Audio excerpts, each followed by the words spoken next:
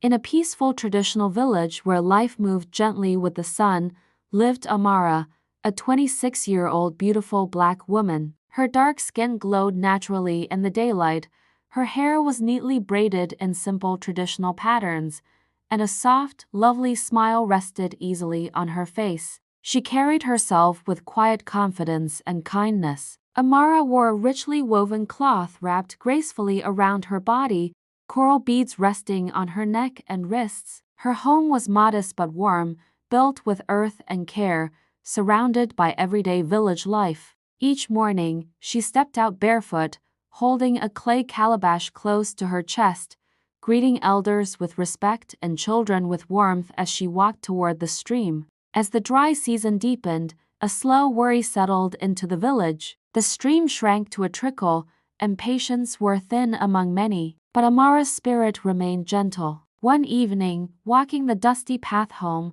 she met an elderly woman, her steps weak, her eyes holding long years of stories. Amara smiled warmly and shared her water. A little farther, a weary traveler rested under a tree. She shared again. Near her home, a young mother holding a tired child asked softly for help. Without hesitation, Amara tilted her calabash and gave the last of her water. She returned home with an empty vessel but a full heart. Days went by, and something quietly beautiful started to unfold. While the others came back from the dry riverbed anxious and frustrated, Amara always found her calabash filled again by morning. She didn't question it. She didn't speak of it. One night, she dreamed of an ancient black woman, her skin glowing softly, dressed in flowing traditional cloth. The woman's presence felt warm and familiar, like wisdom passed down through generations. She smiled at Amara without speaking a word. When Amara awoke,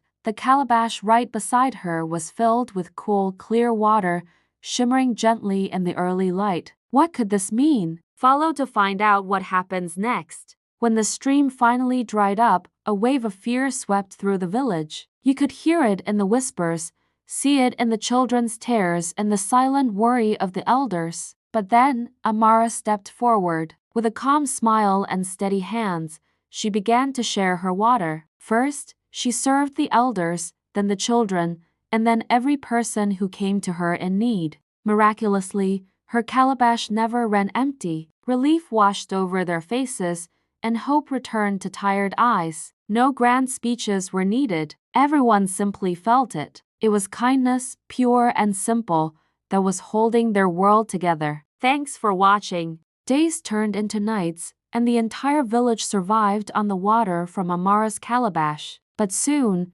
questions started to whisper through the community. How could a simple clay vessel never run dry? And why did it only respond to her gentle hands? The village elders, puzzled and a bit wary, sent word for Amara to come before them at dawn. That evening, she sat peacefully outside her home, her glowing skin reflecting the warm firelight. Her neat braids rested on her shoulders, and a calm, knowing smile played on her lips. With her hands resting on the magical calabash, she had no idea that her simple kindness was about to shape her destiny in ways she could never have imagined. At dawn, the village gathered quietly. The elders sat in a wide circle, their walking staffs resting beside them, their faces calm but thoughtful. Amara stood before them, her posture respectful, her glowing dark skin calm under the morning light, her neatly braided hair resting gently on her shoulders. She carried the clay calabash in both hands, her lovely smile soft but unsure. The eldest among them asked how such a small vessel had sustained so many. Amara lowered her eyes and spoke simply. She said she did nothing special, she only shared whenever she could. The elders exchanged knowing glances. One of them, with the weight of generations in his posture, slowly rose to his feet. He began to speak of an old truth, a wisdom passed down like a precious heirloom, that the land itself listens, that simple kindness can awaken blessings, and that selfish hands will always close doors that even the greatest wealth cannot force open.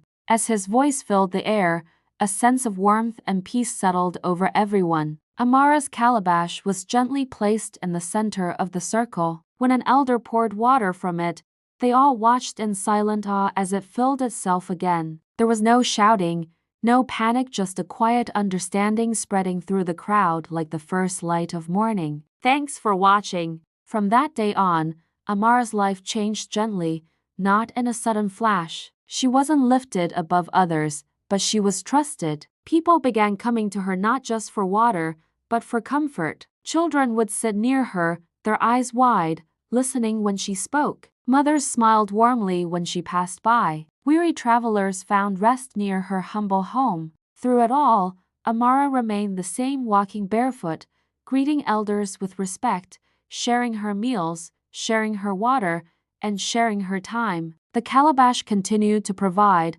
never overflowing, never empty, as if it knew exactly how much was needed every single day. And so, the village learned a quiet lesson that day, that true abundance is not found in what we keep, but in what we are willing to share. The hands that give with love never lack, and the heart that thinks of others will always be sustained. You see, wealth can fade, and our own strength might weaken with time, but kindness, once it's planted in the world, continues to feed generations. It's a powerful reminder that what we give away is what truly makes us rich. Thank you for watching. If this story touched you, don't forget to like and subscribe for more inspiration.